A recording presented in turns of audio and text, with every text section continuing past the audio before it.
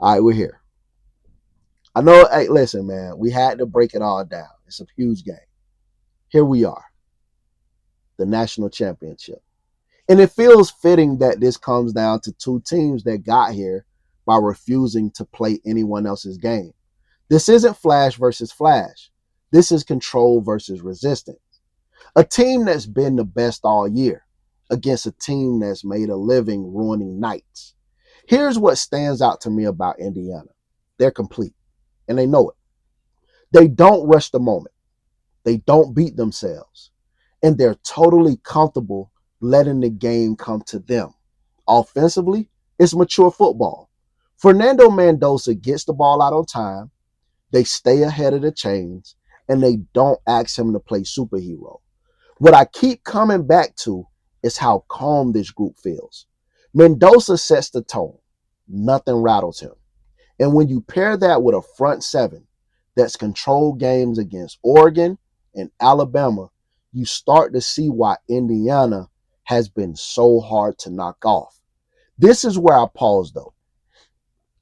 Indiana isn't built to chase chaos. If they start settling for field goals or give Miami life with a mistake, you let an underdog hang around longer than you want in a title game. Miami is the ultimate spoiler. They've embraced it. Defense first, patience on offense, and total comfort winning games that makes everyone else uncomfortable.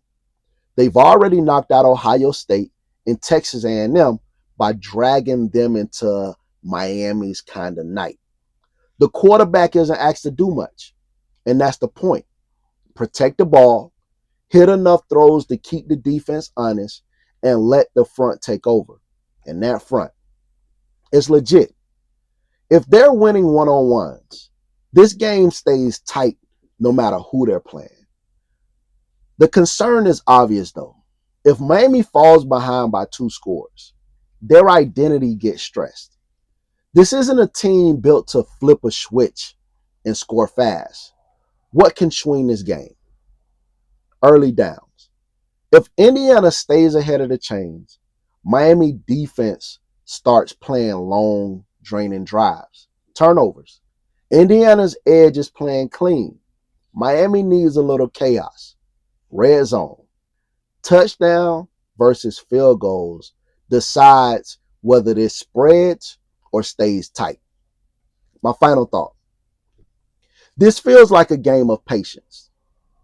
Indiana wants to suffocate you slowly. Miami wants to shrink the margin and survive long enough to make one moment decide everything. If you're an Indiana fan, you're nervous about letting this stay close. If you're a Miami fan, you're nervous about whether your offense can score enough. The ESPN matchup predictor gives Indiana a 68.3% chance to win the game, and the Hoosiers are favored by 7.5. Give me Indiana to win their first college football national championship in school history. They're the more complete team. They've already handled multiple physical Miami style teams, and they bring a steadier quarterback and an offense into a matchup where one clean touchdown drive might be the separator.